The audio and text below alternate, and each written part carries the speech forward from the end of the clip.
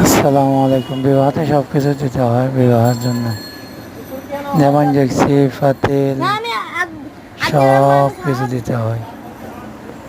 যেমন সসম্যান সেট, তারপর হচ্ছে টয়লেট ব্রাশ থেকে নাস্তার চাকি, চামচ, রুটি বেলুন, তারপর আছে চা চাকনি,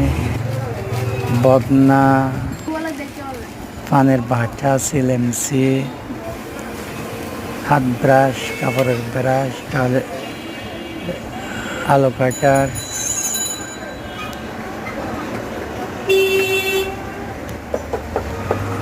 বেলসা,